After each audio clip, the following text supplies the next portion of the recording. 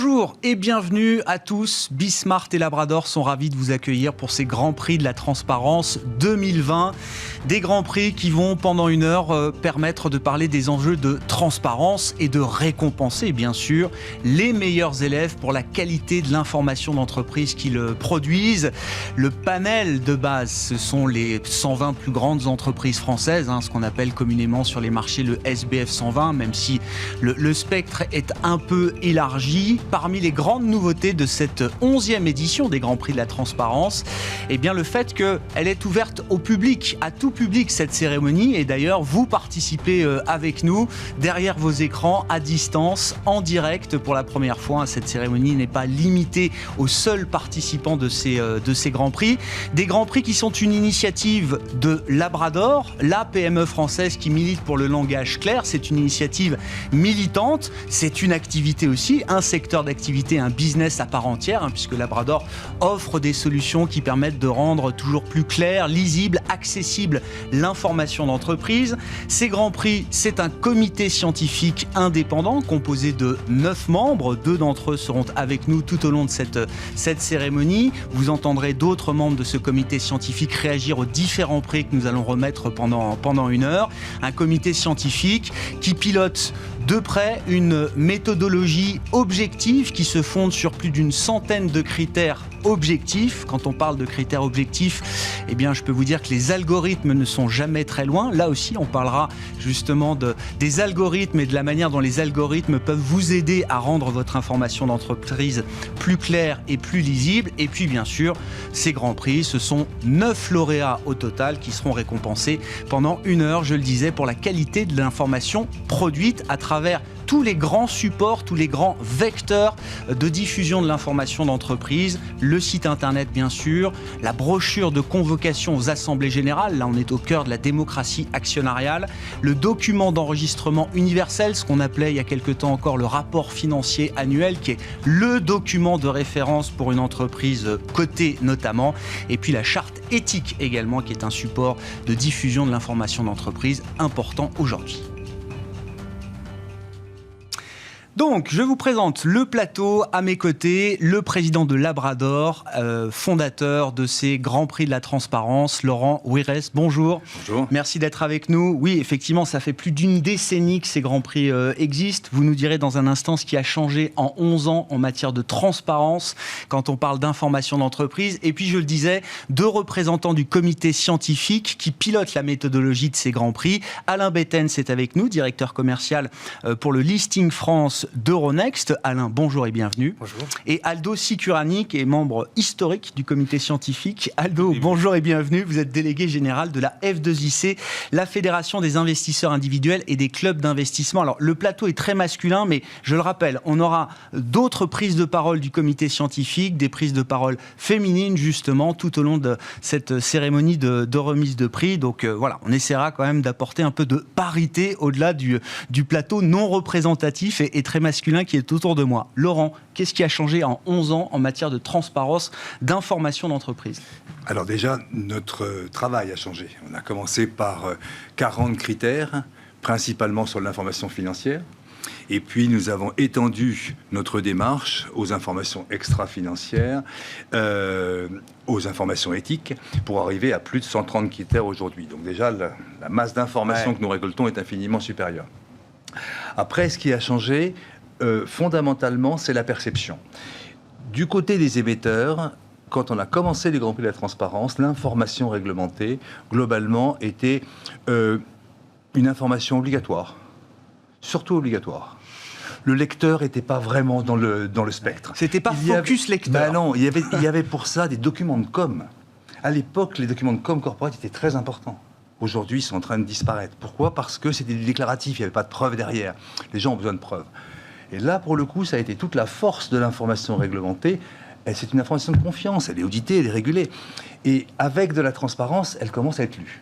Donc le vrai changement, c'est que du coup, les émetteurs se sont rendus compte qu'ils pouvaient créer de la valeur autour de cette information réglementée, parce que ça crée de la confiance, tout simplement, et que leurs investisseurs ont besoin de comprendre. Quand on parle de transparence, on parle d'accessibilité, de clarté de l'information, de précision de l'information. C'est ça Exactement. Qui fait les caractéristiques d'une information transparente. Et de disponibilité. disponibilité. Il y a 4 piliers. Pour vous donner un exemple, au début de la transparence, nos chargés d'études, pour récolter les critères, on leur donnait 15 informations clés à chercher dans le document de référence de l'époque. D'accord ? Il leur fallait en moyenne 22 minutes pour les trouver. Elles n'étaient jamais complètes. Elles n'arrivaient jamais à les trouver entièrement. Aujourd'hui, et depuis 1 an, on est sous les 5 minutes. 22 minutes, 5 minutes sur une information qui est complète. La transparence, c'est ça. Avec en plus un enjeu très important pour les prochaines années, ça va être le passage au format numérique d'un certain nombre de documents d'entreprise, au format HTML même, le format Internet, pour dire les choses simplement, du document d'enregistrement universel. On y reviendra, mais c'est un enjeu majeur quand même pour la transparence et l'accessibilité de l'information. C'est la révolution. C'est la révolution. Donc, embarquant tous les risques et toutes les opportunités. Bon, on évoquera ces sujets de transparence tout au long de cette cérémonie. Les quelques remarques en préambule du comité scientifique, Alain et puis Aldo, c'est une année particulière, Alain Bettens. C'est un stress test majeur, alors j'allais dire pour tous les segments d'activité, y compris pour celui de l'information d'entreprise, avec cette crise pandémique. Est-ce que la méthodologie d'ailleurs que vous avez retenue, que vous pilotez en tant que membre du comité scientifique, était adaptée à cette année particulière ? C'est vrai qu'il y a énormément de débats autour de tout cela. C'est vrai que donc, c'est une situation exceptionnelle, inédite. Et je pense que le mot de transparence, elle prend toute sa valeur, en fait, son ampleur finalement dans ce type de contexte. Il faut savoir que les investisseurs, que ce soit institutionnels ou des investisseurs particuliers, s'il n'y a plus de communication, surtout dans une phase de crise telle qu'on la connaît aujourd'hui, ils fuient. Ils fuient, ils vont ailleurs, ils vont s'orienter vers des classes d'actifs beaucoup moins risquées également, d'où l'importance de bien communiquer. Et c'est vrai que donc on est dans un cadre hyper réglementé où il faut valider les comptes, il faut tenir une AG, il faut effectivement donc valider aussi son document des références qui ont plein d'évolutions technologiques parce qu'il va basculer l'année prochaine dans un format entièrement numérique. Donc, il y a énormément d'efforts qui ont dû être finalement faits par des sociétés cotées pour effectivement organiser et faire face à cette crise atypique. Ah oui, une année qui marquera les esprits quand même. Quand on pilote l'information d'entreprise du côté des émetteurs, on aura les témoignages d'un certain nombre de relations investisseurs, c'est ça, de chargés de relations avec les investisseurs qui témoigneront tout au long de cette cérémonie. Aldo Sicurani, vos commentaires sur la situation inédite. Je pense notamment à la convocation, à la tenue des assemblées générales qui se sont déroulées ces derniers mois. Alors, c'était forcément un vrai challenge. Quels sont les enseignements qu'on peut retirer de cette période d'assemblée générale ? C'est difficile d'imaginer que tout se soit parfaitement déroulé, Aldo. Alors, avant de répondre à cette question, je voudrais juste compléter un petit peu ce que Laurent a dit tout à l'heure. Ce qui a changé en 11 ans, c'est aussi le périmètre. Au début, nous supervisions, nous vérifions une quarantaine de sociétés, le CAC 40, et maintenant on est à plus de 120. Ouais. Donc c'est un très gros changement et un poids bien supérieur qui repose sur à la fois les équipes de Labrador et sur le comité scientifique. Mais ça veut dire que la transparence de l'entreprise, la transparence de l'information de l'entreprise n'est plus l'apanage des seules grandes capitalisations boursières, des seuls grands groupes du CAC 40. C'est un enjeu pour tout le monde et on le prouvera à travers cette cérémonie. C'est-à-dire, même les entreprises parmi les 120 plus grandes, sans être forcément au sein du CAC, sont tout à fait à même de relever l'enjeu aujourd'hui de la transparence. Non seulement ça, mais aussi des entreprises qui ne sont pas cotées. Eh oui. Qui font cet effort. Et je dirais que la crise du Covid ou de la Covid, je ne sais pas jamais comment il faut dire, n'est qu'un catalyseur supplémentaire d'un mouvement de fond qui est là depuis de très nombreuses années. Sur la tenue des AG, Aldo ? Alors, sur la tenue des AG, est-ce qu'on n'a pas vraiment modifié les critères parce que de toute façon tout s'est fait de façon extrêmement précipitée et que vous comprenez bien que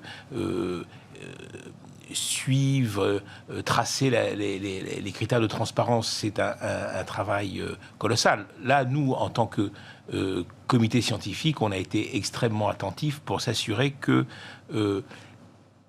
les engagements de transparence étaient bien suivis des faits. Et c'est surtout à ça qu'on s'est attaché. Bon, et c'était un défi compliqué pour les entreprises ?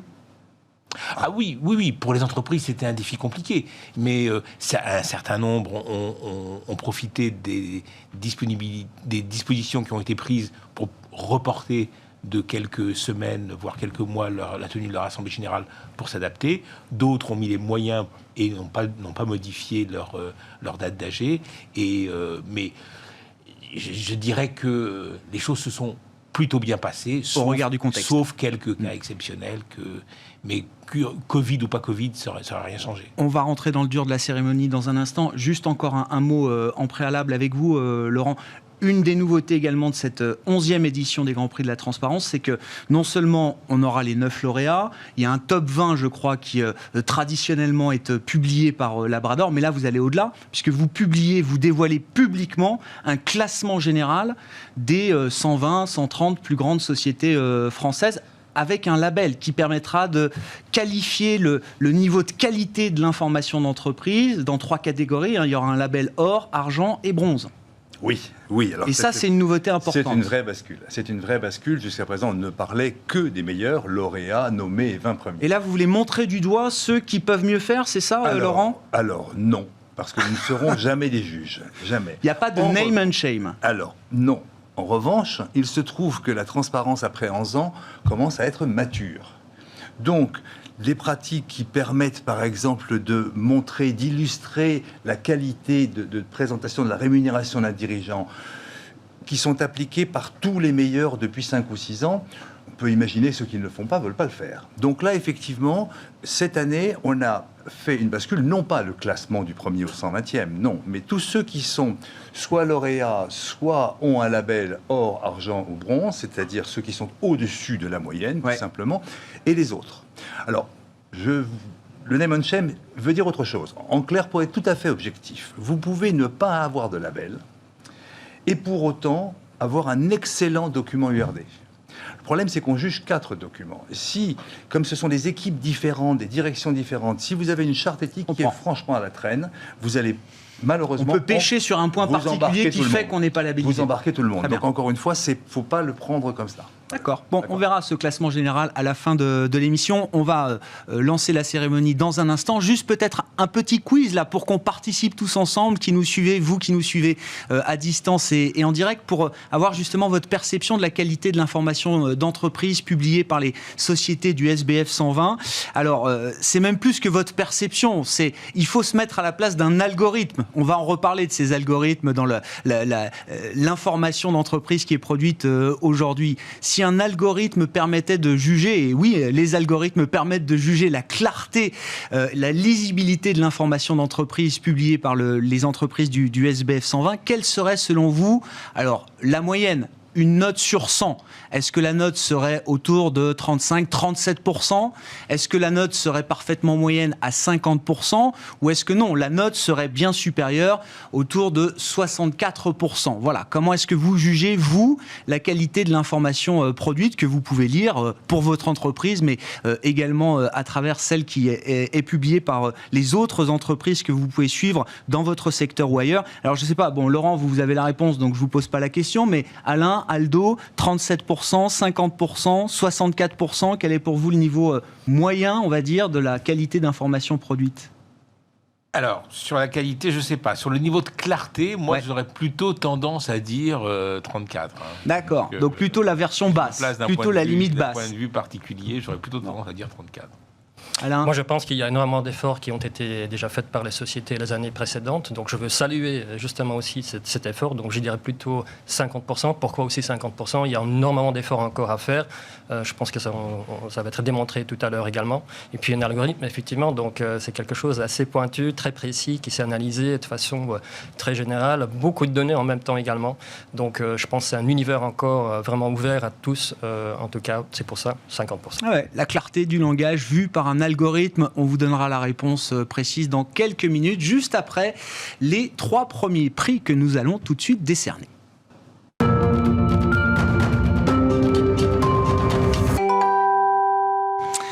3 premiers grands prix de la transparence pour cette édition 2020, alors qui sont des prix qui incarnent l'avenir, peut-être. Le grand prix de la transparence hors SBF 120, je vous parle des 120 plus grandes sociétés françaises, mais voilà, le panel va un peu au-delà du SBF 120, donc ce sera intéressant de voir qui est récompensé dans cette catégorie, des entreprises qui veulent peut-être se confronter aux meilleurs. Le grand prix de la meilleure progression, l'intitulé est assez clair, c'est un prix généralement qui en appelle d'autres ultérieurement au cours des éditions suivantes. Et puis le grand prix de la clarté du langage, le langage le plus clair du SBF 120. Et on boucle d'ailleurs avec notre quiz, puisque je crois que c'est sur la base d'un algorithme que la clarté du langage, le grand prix de la clarté du langage a été remis. Un mot peut-être avec vous, Laurent, sur chacun de ces prix, les enjeux, d'abord peut-être pour le grand prix de la transparence hors SBF 120. Je disais, ce sont les entreprises qui veulent se confronter peut-être au meilleur d'une certaine manière. Exactement. Alors, il y a une vraie différence, c'est que le SBF 120, il n'a pas le choix. Je pense même qu'il y a un certain nombre de groupes qui préféraient ne pas y être. On les prend tous.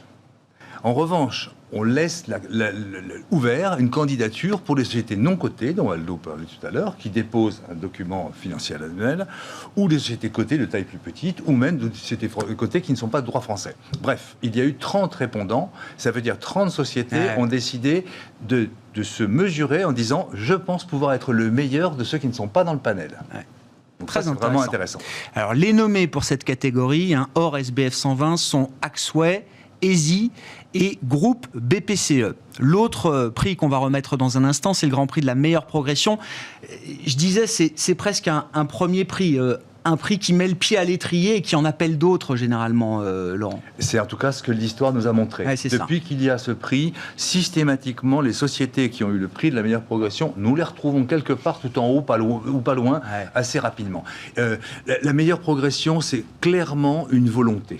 Il y a une volonté managériale. Quelqu'un a décidé parce que ça concerne plusieurs types de directions, comme je le disais tout à l'heure. Donc oui.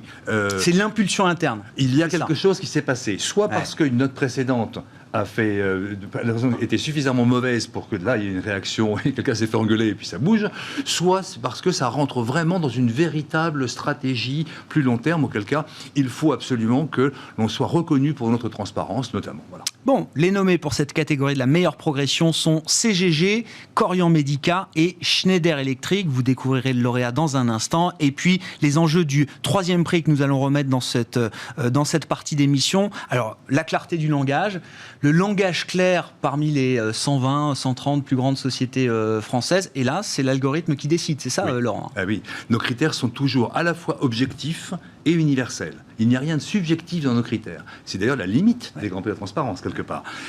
Donc, du coup, là, on parle bien de ce qui est écrit. La grande difficulté, c'est que vous avez de très, très nombreux rédacteurs de l'information d'entreprise, dans toutes les directions, qui ont chacun leur propre formation, plus ou moins littéraire, plus ou moins technique. Et donc, chacun écrit comme il le sait, comme il le sent, comme il a été éduqué.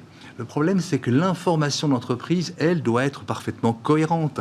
Il y a un langage professionnel. Mais c'est quoi ? On compte le nombre de mots, la complexité des mots, le nombre de syllabes Vous avez 15 critères dans l'algorithme pour l'instant, et le pire, c'est qu'on est en train d'en préparer d'autres. Mais aujourd'hui, en tout cas, vous avez un algorithme qui nous permet de mesurer instantanément la longueur des phrases. Donc il a fallu que l'on décide ce qu'était une phrase, un nombre de mots maximum par phrase, en l'occurrence de 20 jusqu'à 25, on commence à pénaliser. Vous avez des phrases dans ces documents-là qui font 100 à 120 mots. C'est simplement impossible. Je vous mets au défi de comprendre à la fin ce que tu as dit au début. Donc et ça, le nombre d'anglicismes, le nombre de latinismes, la tournure de la phrase, évidemment les doubles négations sont strictement compréhensibles que par l'auteur. Donc des choses comme ça qui sont... Voilà. Il y a encore beaucoup de progrès à faire, mais on parle de l'écriture, d'accord ? Là, c'est vraiment... bien sûr, c'est la forme et l'écriture qui sont jugées à travers ces grands prix. Donc, pour la clarté du langage, sont nommés Eramet, Cadian et le groupe Safran. On va en venir aux révélations des lauréats pour ces 3 premiers grands prix.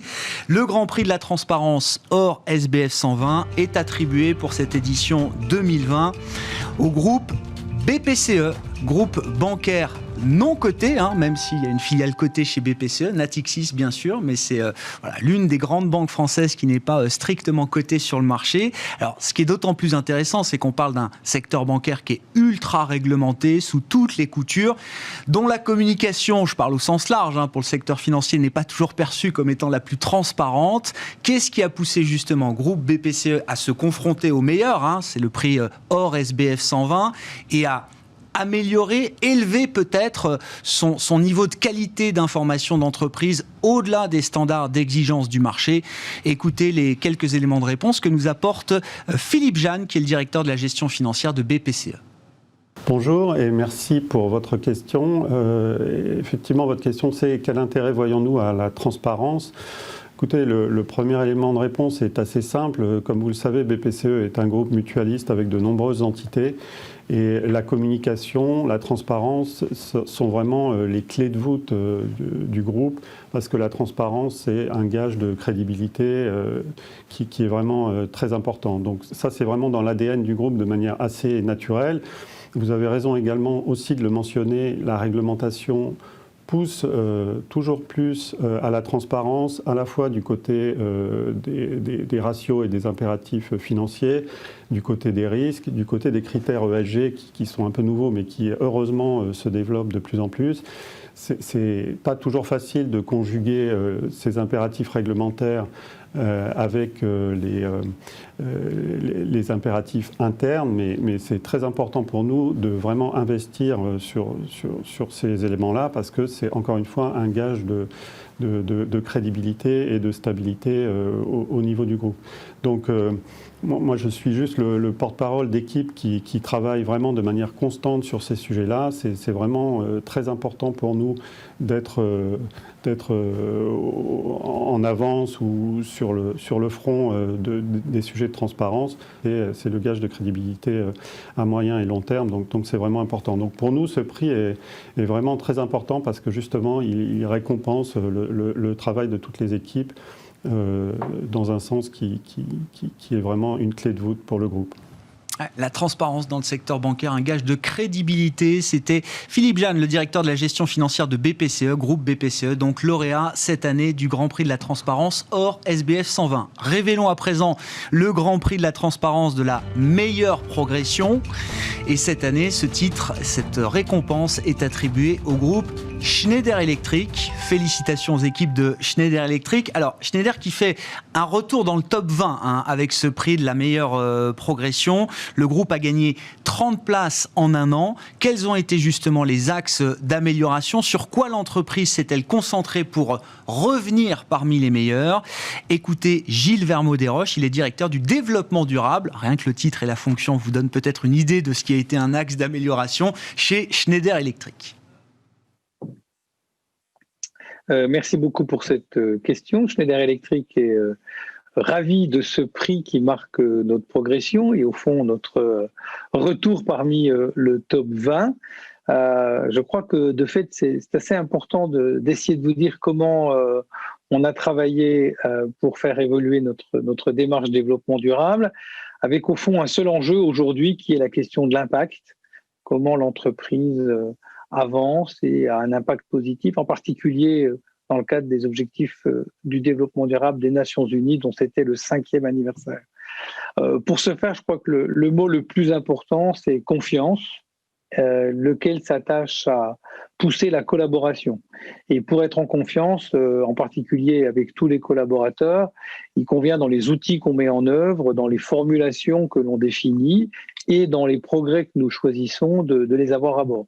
C'est pourquoi, pour écrire ces nouveaux principes de responsabilité et faire progresser ce squelette de notre ambition collective et de notre vision, on a interrogé plus de 280 collaborateurs, on a fait des ateliers, on a interrogé des leaders, mais aussi des gens en externe. Et au fond, par ces interrogations, on a plus précisément compléter notre vision, et puis on dissémine aussi plus forcément l'information, ce qui est aussi le point important de l'évolution de nos outils de communication, papier ou Internet, parce qu'ils sont un très très bon vecteur pour sensibiliser là où nous sommes, là où nous voulons aller, et pour être le lieu de la confrontation, mais aussi de l'agrégation des volontés des uns et des autres afin de construire chez Schneider Electric cette ambition d'impact que nous voulons avoir.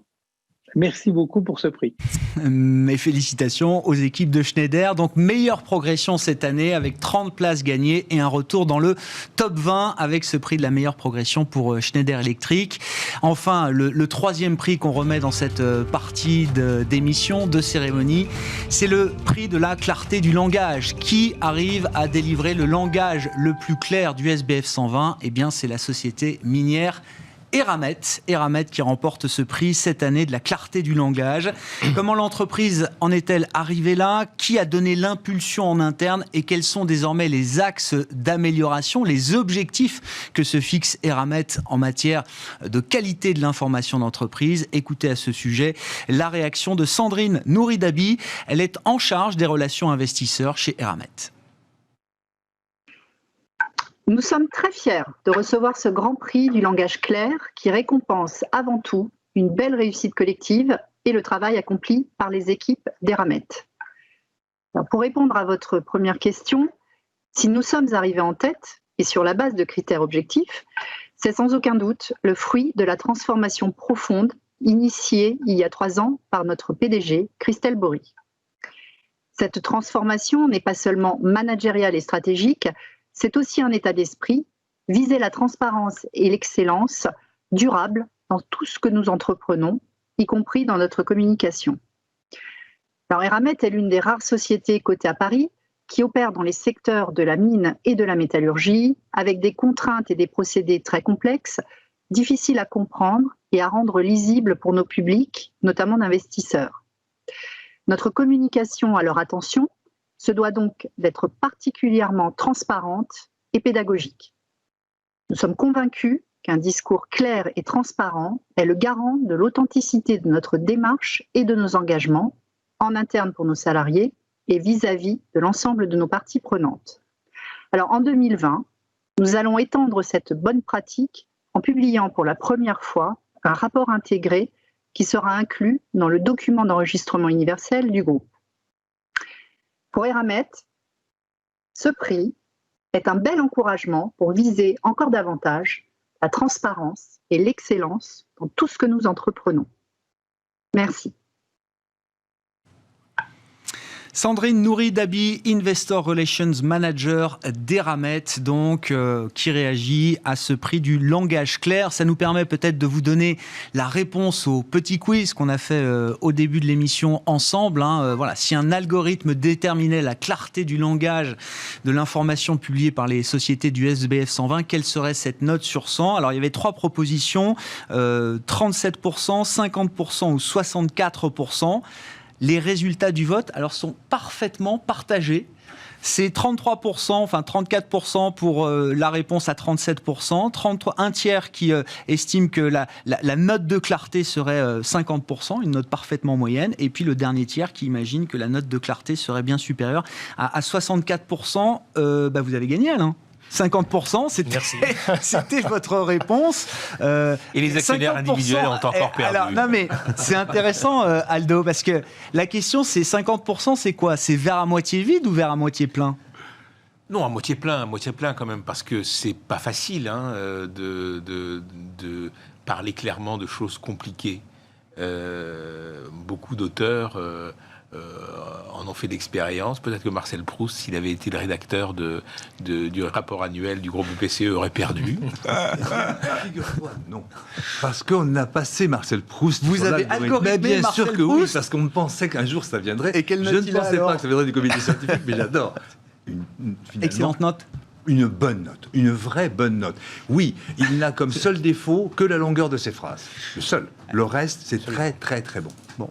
On verra si on peut remettre un prix à Marcel Proust pour la 12e édition, un prix posthume, bien sûr, pour la 12e édition des Grands Prix de la Transparence. Donc, vous voyez plutôt vers à moitié plein, effectivement, sur la clarté de l'information qui est délivrée aujourd'hui par les sociétés du SBF 120. Quelques éléments quand même de perspective et d'expertise avec les équipes de Labrador sur cette question de la clarté du langage et ce que peuvent apporter les algorithmes également pour déterminer cette clarté du langage. Écoutez donc les réactions, les commentaires des experts de Labrador sur ces questions.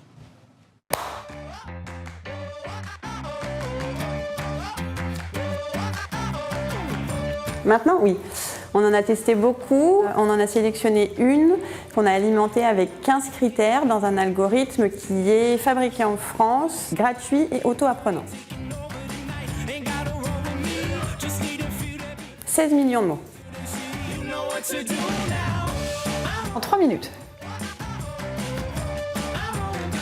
C'est 50%, pas si mal. C'est 67%, bravo à eux, ils sont très au-dessus du lot. 40%. Il y a bien pire, les textes de l'AMF parfois obtiennent 13%. 49%, une note de procédure interne, j'en suis pas très fière. Très logiquement, les chapitres très financiers ou très juridiques. Il y a des parties en revanche où c'est plus problématique, comme les chapitres risques, la gouvernance, qui méritent d'être clairs. Sans hésiter, la longueur des phrases. On a une recommandation de 20 mots par phrase. On peut aller jusqu'à 25 mots. On trouve parfois des phrases dans les documents qui vont de 60 à 120 mots. C'est énorme. Non, pas forcément. Aujourd'hui, on a des technologies qui nous permettent de mesurer la clarté de nos textes. On crée un doute si on publie des textes pas clairs, alors qu'on peut mesurer la clarté de son texte. Évidemment, et de manière assez simple, on n'a pas besoin d'avoir un vrai talent pour être bon en langage clair. Déjà en appliquant certaines règles et méthodes assez simples, et avec du travail, on gagne en clarté. Et ensuite, on peut s'appuyer sur la technologie, évidemment sur le travail de professionnels, pour être encore plus clair. Oui, avec plaisir, on attend vos candidatures.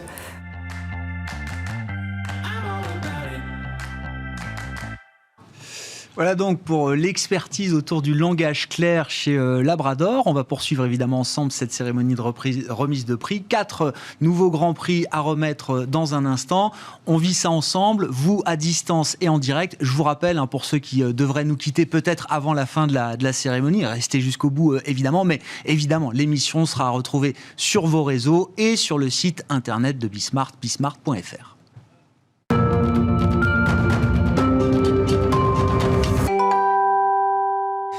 Une nouvelle série de 4 nouveaux grands prix, alors un peu plus spécifiques, qui vont déterminer la qualité de l'information, récompenser la qualité de l'information en fonction des 4 grands supports, des 4 grands vecteurs de diffusion de l'information d'entreprise.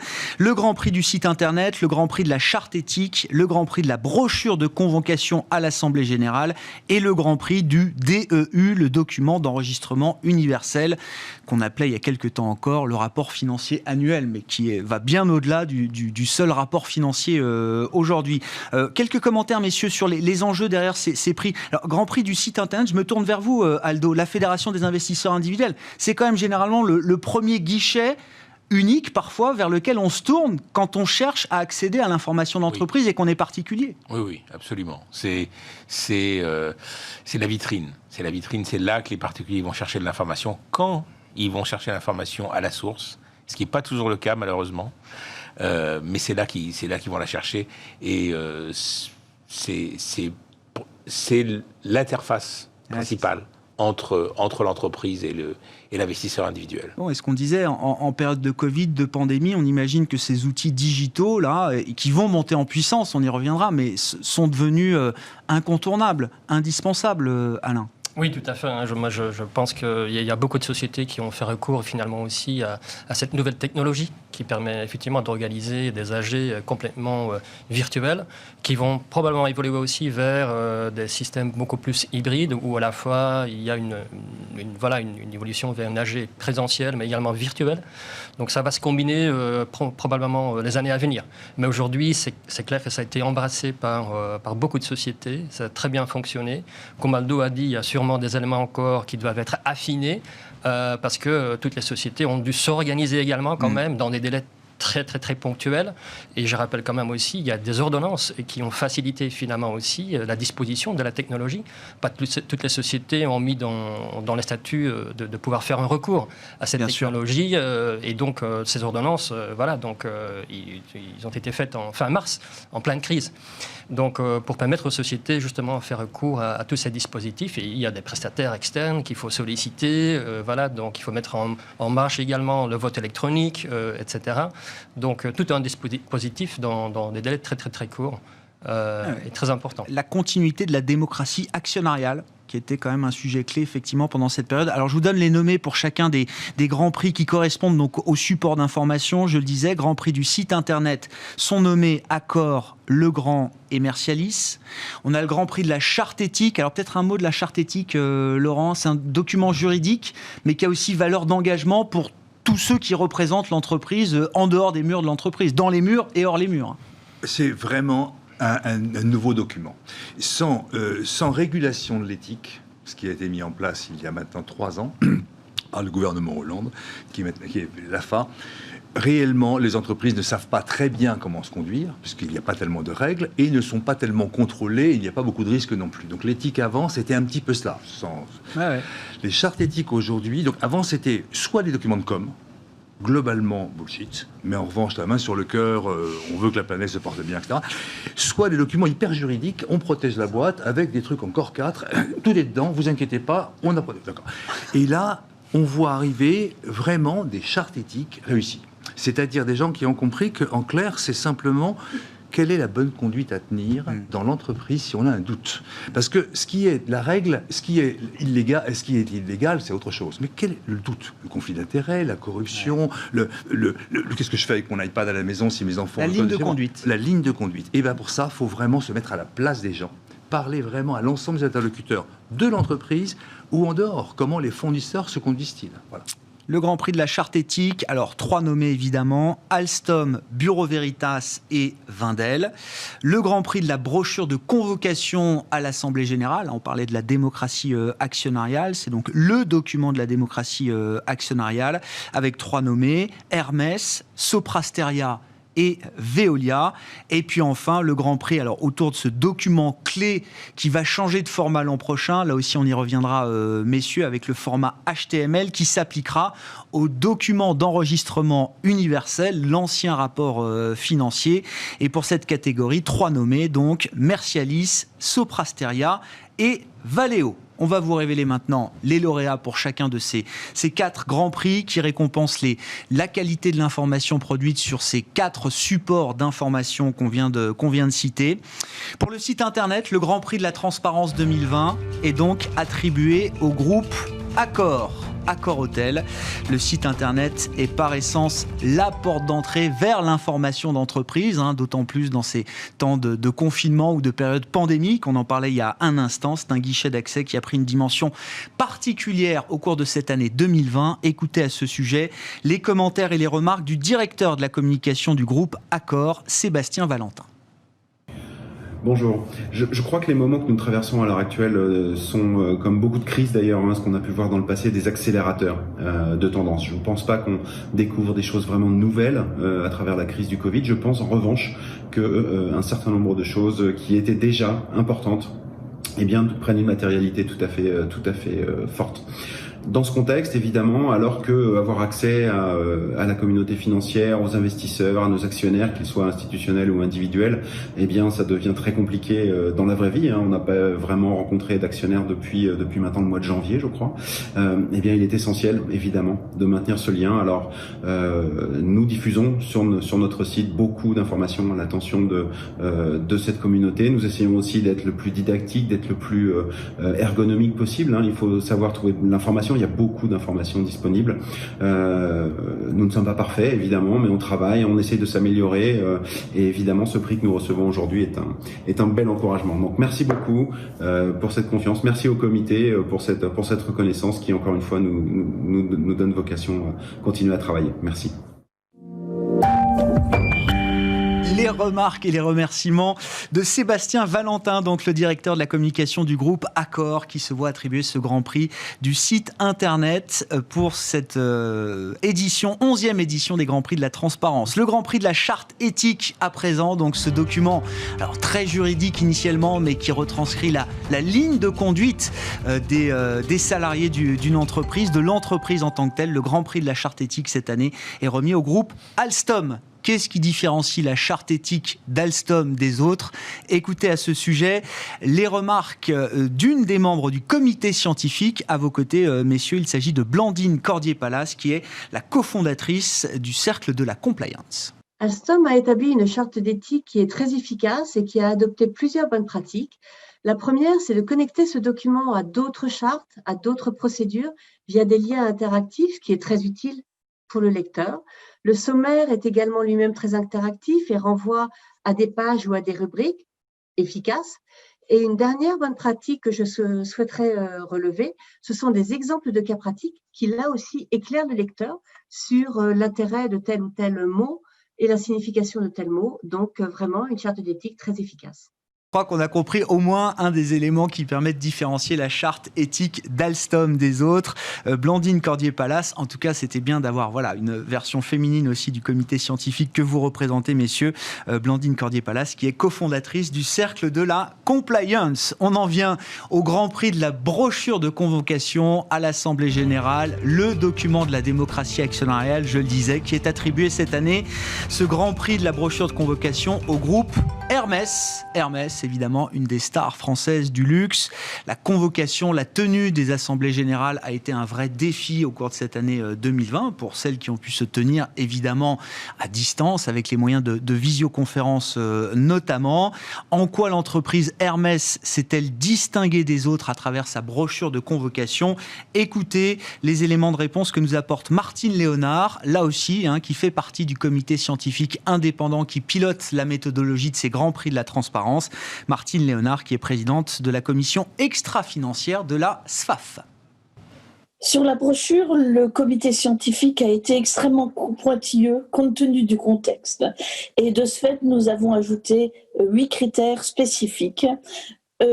Néanmoins, il y a eu énormément de débats très passionnés du fait de cette actualité, et il a été bien difficile de trouver des dossiers qui cochaient toutes les cases. La société que nous avons retenue, néanmoins, a fait le maximum. Qu'est-ce qu'on peut retenir? D'une part, la mise à disposition d'un document e-accessible, c'est-à-dire accessible aux malvoyants et facilitant la lecture pour les handicapés moteurs. Deuxièmement, une présentation très synthétique des modalités de participation à l'Assemblée générale. Pas de possibilité de participation physique puisqu'on était à huis clos. Nécessité, si on ne pouvait pas envoyer ces documents par mail et par courrier, de donner pouvoir au président. Modalité du vote par correspondance et explication des évolutions de ce vote, en particulier la façon de comptabiliser l'abstention. Et puis, dernier point, comment participer par Internet. En plus, une adresse Internet a été indiquée de façon extrêmement claire pour le dépôt des questions écrites. Des détails ont été fournis sur l'assiduité des membres du conseil de surveillance et l'évolution de la composition des différents comités a été précisée, évolution de la composition d'une année sur l'autre. Hermès, donc, lauréat de ce Grand Prix, récompensant la qualité de la brochure de convocation à l'Assemblée Générale, et les commentaires de Martine Léonard, présidente de la commission extra-financière de la SFAF. On en vient au dernier Grand Prix qui récompense l'information et les supports d'information de l'entreprise, avec le Grand Prix du document d'enregistrement universel, qui est attribué cette année au groupe Valeo, l'équipementier automobile Valeo, qui voit son DEU, son document d'enregistrement universel, comme un outil de communication à part entière. Écoutez à ce sujet la réaction et les remarques du responsable des relations investisseurs de Valeo, Thierry Lacor. Et tout d'abord, merci au Grand Prix de la Transparence pour nous avoir accordé cette année ce Grand Prix. Le document d'enregistrement universel est un véritable outil de communication chez Valeo, dans lequel on essaie d'apporter l'information la plus complète et la plus abordable possible à tous nos actionnaires, évidemment, qu'ils soient individuels ou professionnels, et à tous les investisseurs potentiels de Valeo. Nous avons adopté depuis maintenant une dizaine d'années une démarche d'amélioration continue et proactive de ce document, qui vise évidemment à suivre les évolutions réglementaires, mais également à benchmarker, autant que faire se peut, les meilleures pratiques, tant en France qu'à l'étranger. Et de façon à répondre évidemment à vos attentes de tous nos actionnaires du mieux et de la façon la plus transparente possible. Au-delà de l'exercice lui-même réglementaire, évidemment, ce document est un travail d'équipe avant tout. Et je tiens à remercier, nous tenons à remercier toutes les équipes parties prenantes dans l'élaboration du projet, qui est, au travers du document lui-même, un moyen d'expliquer, de montrer en toute transparence leur réalisation de l'année. Merci encore. Thierry Lacor, responsable des relations investisseurs du groupe Valeo. Avant de passer aux deux derniers grands prix, il faut quand même qu'on s'arrête sur ce document d'enregistrement universel. Alain Bettens, Aldo Sicurani, Laurent Ruires. C'est une année importante qui s'ouvre pour ce DEU, alors qu'il va passer au format XBRL dans le cadre de l'ESEF, le European Single Electronic Format. Bon, une fois qu'on a dit ça, je ne suis pas sûr que ce soit très clair et transparent pour tout le monde. De quoi parle-t-on, Alain ? Et est-ce que les entreprises sont prêtes à ce changement de format, ce changement de langage, qui va être un langage beaucoup plus numérique, pour dire les choses simplement ? Simplement dit, en fait, c'est une évolution numérique de la mise à disposition, finalement, du document de référence, qui est aujourd'hui encore en format PDF et qui va donc basculer vers un format HTML web. On va utiliser une technologie XBRL, iXBRL pour être plus précis, et Laurent peut mieux expliquer que moi, en tout cas, ce qui est derrière. Mais ce qui va permettre finalement à la fois aux investisseurs institutionnels, aux investisseurs individuels également, à avoir un accès beaucoup plus précis, beaucoup plus rapide également, et qu'il va falloir également mettre en place afin aussi d'améliorer la comparabilité finalement de ces données. Ouais. Donc du coup, ça va en fait aussi aider les analystes à beaucoup mieux analyser finalement aussi ces données, parce qu'aujourd'hui encore, qu'est-ce qu'ils font ? Ils retravaillent en fait les éléments qu'ils trouvent dans les PDF sur en fait des formats Excel. Et donc, probablement à partir de l'année prochaine, ça ne sera plus du tout le cas. Ils vont pouvoir utiliser des données beaucoup plus structurées, dans un format complètement numérique. Ouais, on verra si les analystes, les investisseurs sont prêts à ce nouveau format, mais je n'ai pas de doute là-dessus. En tout cas, ils sauront se saisir de l'opportunité de ces nouveaux formats. Du côté des entreprises, on est prêt à cette révolution tout à l'heure ? C'est ce dont on parlait avec Laurent, Alain. Alors, il y a beaucoup d'émetteurs qui aujourd'hui se posent beaucoup de questions. Les premiers dispositifs techniques sont déjà disponibles depuis 2019. Il faut quand même aussi se préciser. Donc, ce n'est pas tout à fait nouveau aujourd'hui. C'est une année de transition, on va le dire comme ça, parce que le document de référence français, il a évolué cette année vers un format européen, le URD pour être plus précis, mais aujourd'hui, donc ils sont en pleine préparation. Et c'est vrai que donc les sociétés se posent pas mal de questions. Quels sont les avantages finalement aussi par rapport à tout le travail qu'on va faire aujourd'hui, en plus dans un contexte complètement inédit. Et c'est vrai que donc ce qui a été déjà mis en place aux États-Unis, d'ailleurs, le format XBRL, le fameux format, il existe depuis une dizaine d'années. Et jamais il y a eu une enquête qui a été lancée, en tout cas depuis plusieurs années, sur les avantages, les bénéfices, les opportunités, etc., à la fois pour les émetteurs et pour les investisseurs. Donc on est un peu dans le brouillard, en fait, par rapport à tout ça, encore aujourd'hui. Ouais, c'est intéressant.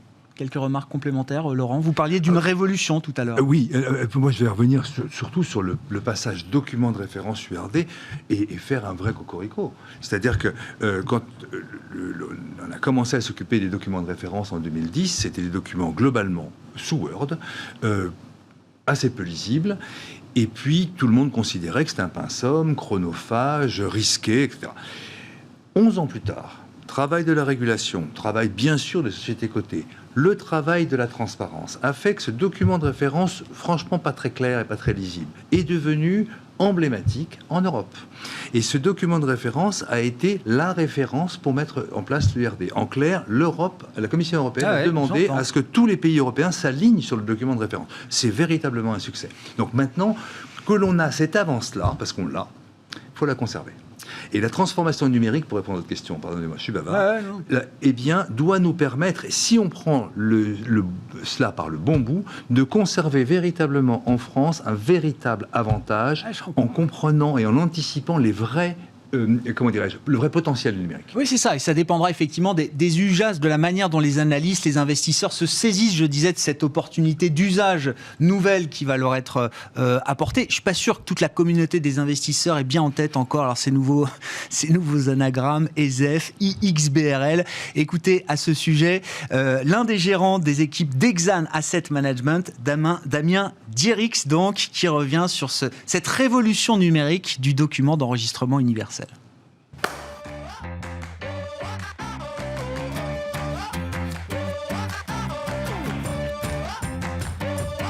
Oui, je crois que c'est assez normal. On est beaucoup plus intéressé au changement de normes comptables, puisque c'est notre quotidien. Par contre, les F, pour le moment, c'est pas quelque chose dont on a beaucoup entendu parler.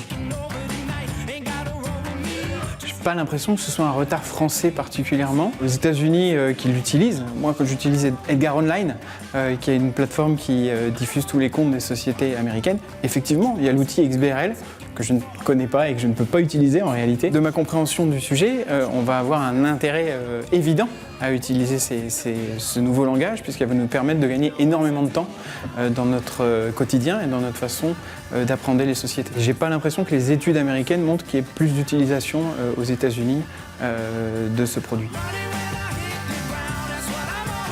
C'est encore très artisanal. Les sociétés publient leurs comptes, elles envoient des documents de référence, évidemment numériques aujourd'hui. Moi, mon quotidien, c'est énormément de sociétés qui publient en même temps les données. Ces données, je les récupère, je les compulse. Il y a énormément de chiffres à récupérer. Je les rentre dans mes modèles avec le risque, malheureusement, de me tromper quand je retranscris les chiffres. Aujourd'hui, c'est énormément de temps de collecte de données. C'est moins de temps de cerveau utilisé à l'analyse de ces données et à la compréhension du message des entreprises. Nous, on a besoin d'avoir une comparabilité des données dans le temps. Malheureusement, on a aujourd'hui énormément de sources qui peuvent nous aider à collecter ces données, Bloomberg par exemple, mais encore une fois, la qualité des données que l'on récupère par ces autres sources est souvent très faible. Je rêve de pouvoir télécharger les données directement dans mes modèles, dans Excel, les lier à ce que la société va publier dans ce nouveau format, ce nouveau langage, aller chercher le point de détail qui m'intéresse beaucoup plus facilement que ce que je peux le faire aujourd'hui. Avoir le temps de cerveau disponible pour écouter le message de l'entreprise sur son futur.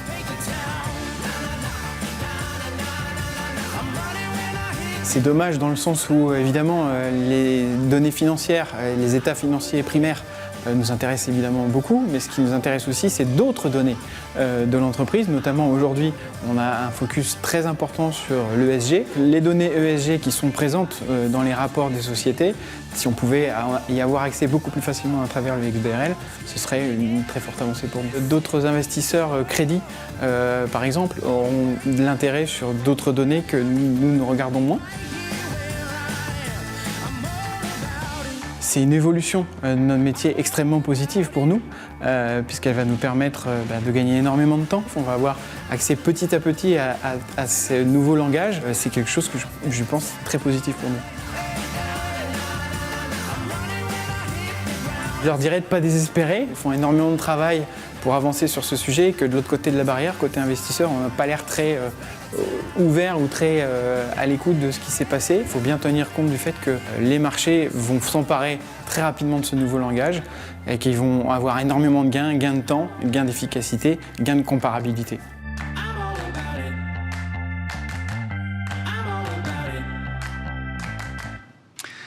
Damien Dirix, alors qui représentait pour nous la communauté des investisseurs, il est gérant chez Exane Asset Management. Est-ce qu'on peut imaginer, Aldo Sicurani, je me tourne vers vous, que la communauté des investisseurs particuliers trouvera aussi des opportunités d'usage, à une démocratisation de l'accès à l'information d'entreprise à travers cette révolution numérique du document d'enregistrement universel? Oui, mais à condition qu'on lui fournisse des outils parce que un analyste chez Exane ou il a tout ce qu'il faut à sa disposition. Il a tout ce qu'il faut à sa disposition. Il manque de rien. Tout à l'heure, ce jeune homme parlait qu'il va pouvoir télécharger les données, mais comment un particulier lui va pouvoir télécharger les données? Alors, je fais confiance à Zone Bourse, Boursorama, Yahoo Finance pour peut-être commencer à faire le travail à sa place. Mais ce qui est certain, c'est que la comparabilité et surtout la pouvoir étudier dans le temps les données d'une société. Des séries de données. Les séries de données, c'est un usage très intéressant. Et, il faut être un investisseur particulièrement consciencieux quand on en est là. Oui, mais il y en a beaucoup. Hein. Oui, non, mais bien sûr. Tant mieux. Dans l'actionnariat individuel, vous avez des gens qui ont participé à des opérations de privatisation, vous avez des gens qui ont hérité d'actions, mais vous avez des gens qui spilent et qui ne s'intéressent qu'à l'analyse graphique. Le fondamental ne les intéresse pas, mais vous avez aussi une partie relativement significative de gens, on les retrouve beaucoup dans les clubs d'investissement par exemple, qui s'intéressent à l'entreprise, à ses fondamentaux et qui les étudient. Et donc ça va être un progrès. Encore faut-il que les particuliers puissent avoir accès à tous ces outils au même titre que les investisseurs institutionnels. On va attaquer la dernière partie de cette cérémonie, ces Grands Prix de la Transparence 2020, en récompensant les 2 derniers lauréats qu'on va considérer comme étant les meilleurs de la place, toutes catégories confondues.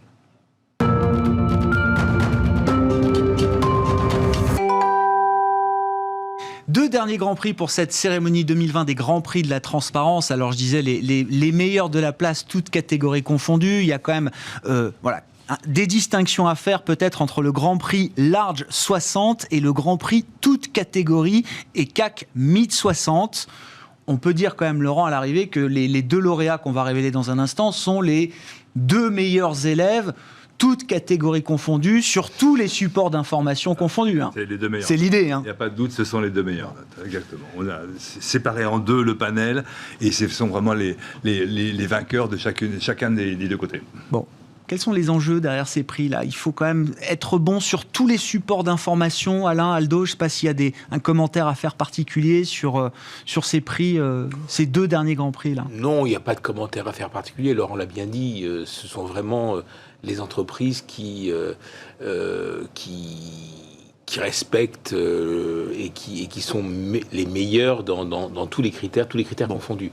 Maintenant, c'est vrai qu'on a eu quand même quelques débats, et Martine Léonard l'a bien rappelé tout à l'heure, en particulier sur la brochure de convocation. Ouais. Elle disait qu'il y avait des critères spécifiques Covid qui avaient été mis en place. Hein, oui, parce qu'en fait, on s'est rendu compte, en particulier sur tout ce qui touche à la communication relative à l'Assemblée Générale, que des entreprises ont réagi dans l'urgence. Et parfois à leur corps défendant d'ailleurs. Mais sur la brochure de convocation, entre ce qui était annoncé et ce qui a effectivement eu lieu, il y avait quand même quelques décalages. Nous, le rôle des Grands Prix de la Transparence et du comité scientifique, ça n'a pas été de tout bouleverser. D'ailleurs, on ne pouvait pas le faire. C'est une grosse mécanique, comme Laurent. Bien sûr, c'est une méthodologie précise. Mais quand il y a un hiatus, quand il y a des écarts comme ça, voilà, on est vigilant. Une intervention humaine à un moment. Absolument. Qui se traduit par des débats houleux. Je reprends votre qualificatif. Pas forcément, mais disons constructif. Et on sera extrêmement vigilant l'année prochaine, parce que l'année prochaine, il n'y aura plus l'excuse de la soudaineté. Ouais. Et donc, il faudra que, à la fois les entreprises, mais aussi ceux qui les jugent, soient au taquet pour la saison 2021. Alors, les nommés pour le Grand Prix Large 60 de la Transparence 2020 sont Bureau Veritas, Valeo et Veolia. Et puis pour le Grand Prix, alors là, toute catégorie pour le CAC Mid 60, c'est la deuxième partie du SBF 120. Les nommés sont Bureau Veritas, Mercialis, et Valeo. On voit d'ailleurs que certains nommés concourent un peu dans les deux catégories. Révélons à présent donc les deux derniers lauréats. Le lauréat du Grand Prix de la transparence Large 60 pour cette année 2020, cette 11e édition des Grands Prix de la transparence. Le lauréat est donc Bureau Veritas, le spécialiste de la certification, alors qui a livré une énorme progression cette année, parce qu'ils étaient à la porte du top 20 l'an dernier. Ils se retrouvent donc en tête parmi les meilleurs sur le podium avec ce Grand Prix Large 60. On a demandé à des membres du comité scientifique de relever un exemple ou quelques exemples précis justement de bonnes pratiques qui permettent à Bureau Veritas d'accéder à ce Grand Prix Large 60, une bonne pratique spécifiquement liée à l'information relative aux questions de rémunération dans l'entreprise. Et c'est Julia De Queiroz qui est responsable des études et transparence chez Labrador, membre du comité scientifique, qui nous donne quelques éléments de perspective sur ces bonnes pratiques. Nous avons choisi un exemple qui est tiré d'un document d'enregistrement universel dans la partie certainement la plus regardée de la rémunération des mandataires sociaux. La société a fait le choix de présenter de manière graphique un certain nombre d'informations, ce qui facilite l'accès à l'information. En un coup d'œil, nous avons les informations essentielles. C'est le cas par exemple pour les principes qui fondent la rémunération et le processus de sa détermination. C'est le cas aussi pour présenter la composition de la rémunération, qu'elle soit ex ante ou ex post. À noter en particulier la présence d'un graphique qui met en perspective l'évolution de la rémunération avec l'évolution de la performance de l'entreprise à travers 3 indicateurs. Si la publication des ratios d'équité a fortement contribué à la publication de ces informations, encore peu d'entreprises ont fait le choix de les présenter sous forme de graphique, ce qui rend la comparaison plus aisée qu'une liste de chiffres dans un tableau, même si c'est déjà une bonne manière de faire. Bien sûr, ces présentations graphiques s'accompagnent de commentaires qui contextualisent l'information, parfois détaillent un chiffre, ce qui permet d'avoir une information complète et didactique. Autre avantage, une telle présentation offre également au lecteur différents niveaux de lecture selon le besoin du moment. Julia De Queiroz, responsable des études et transparence chez Labrador, membre du comité scientifique qui pilote la méthodologie de ces Grands Prix de la transparence 2020, le Grand Prix Large 60, donc attribué à Bureau Veritas. Et on en vient au dernier lauréat, le meilleur, toutes catégories confondues pour cette édition 2020. Le Grand Prix toutes catégories et CAC Mid 60 est attribué cette année à Mercialis, foncière commerciale cotée, un habitué des bons classements, quand on regarde l'historique des 10 précédentes éditions de ces Grands Prix de la transparence. Depuis plusieurs années maintenant, Mercialis fait figure de bon élève. Quelles sont justement les bonnes pratiques différenciantes de Mercialis? Écoutez les éléments de réponse que nous apporte Charles Keller. Il est membre du collège AMF, représentant des salariés actionnaires et membre du comité scientifique. Bonjour à tous, je suis Charles Keller du comité scientifique. C'est un grand honneur aujourd'hui de remettre le Grand Prix de la transparence à Mercialis, car c'est une entreprise qui présente beaucoup de bonnes pratiques qui peuvent inspirer d'autres acteurs de la place. On ne rappellera jamais assez que la transparence est une matière vivante qui se nourrit des échanges des uns et des autres, en véritable débat. Alors, parmi les bonnes pratiques de Mercialis, celle que j'aimerais mettre en lumière aujourd'hui, c'est leur présentation de la gestion des risques dans le document d'enregistrement universel. En premier point, le tableau de synthèse des principaux risques recommandé par l'AMF est ici enrichi de la significativité des risques et d'une note explicative de la gestion de ces principaux risques. En deuxième point, dans le chapitre gestion des risques, Mercialis est l'une des premières sociétés à enrichir d'un pourcentage chacun de ces risques pour les quantifier, ce qui est bien pratique pour les hiérarchiser. Donc félicitations à toute l'équipe de Mercialis pour cet accomplissement matérialisé par le trophée du jour. Charles Keller, membre du comité scientifique qui pilote la méthodologie de ces Grands Prix de la transparence. Il est membre du collège AMF, représentant des salariés actionnaires. On va conclure cette cérémonie dans un instant. Au-delà des 9 lauréats, du top 20 traditionnel de ces grands prix de la transparence, la grande nouveauté cette année, on terminera là-dessus dans un instant, c'est qu'on vous livre un palmarès global du SBF 120, des 120 plus grandes sociétés françaises qui vont se retrouver, chacune d'entre elles labellisée transparence avec 3 catégories, un label or, un label argent et un label bronze.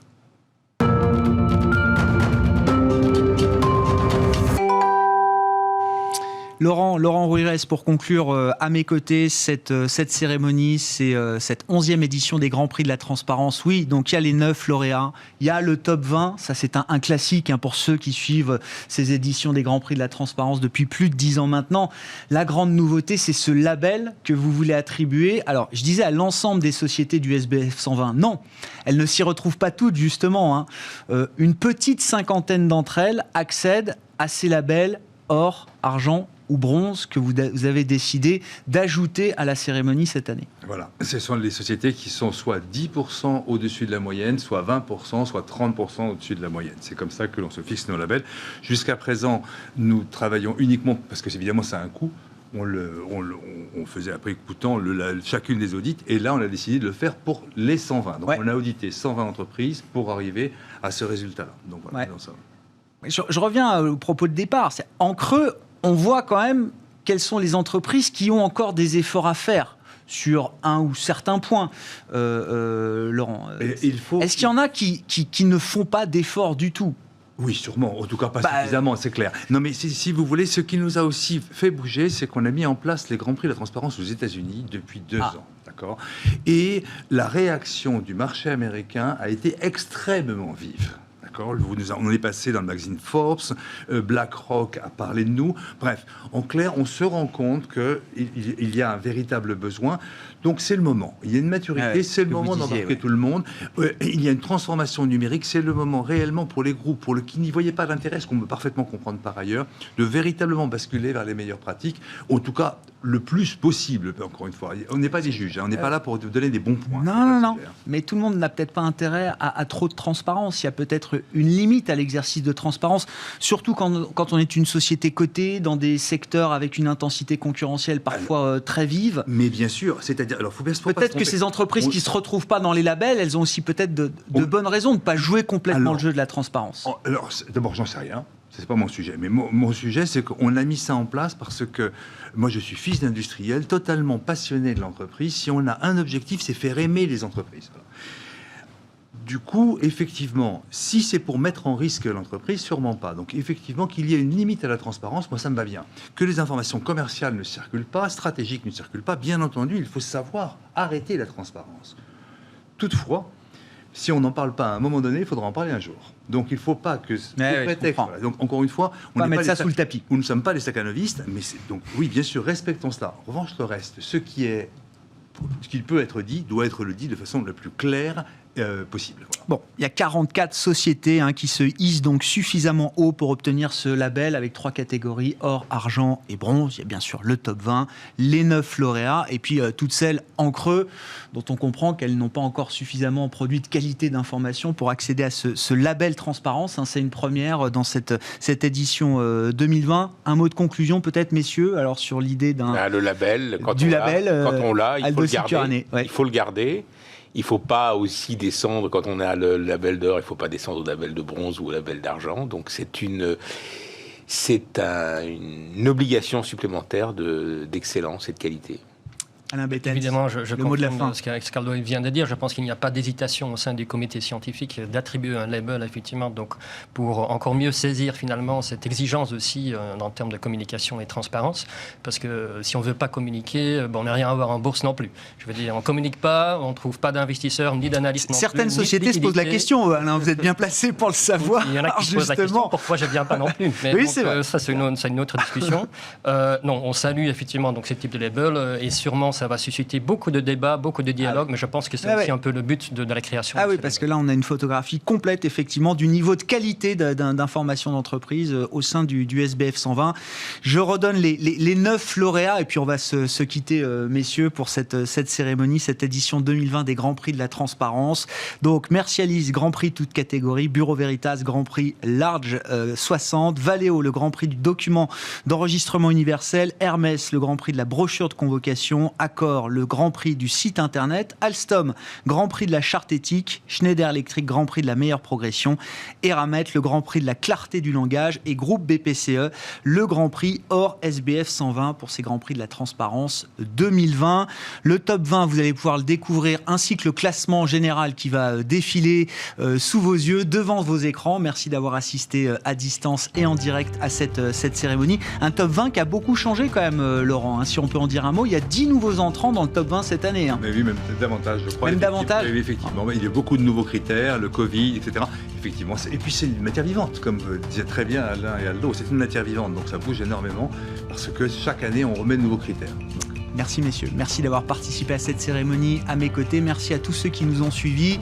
Évidemment, la cérémonie est à retrouver sur tous les réseaux auxquels vous pouvez adhérer et en replay sur le site de Bismart, bismart.fr.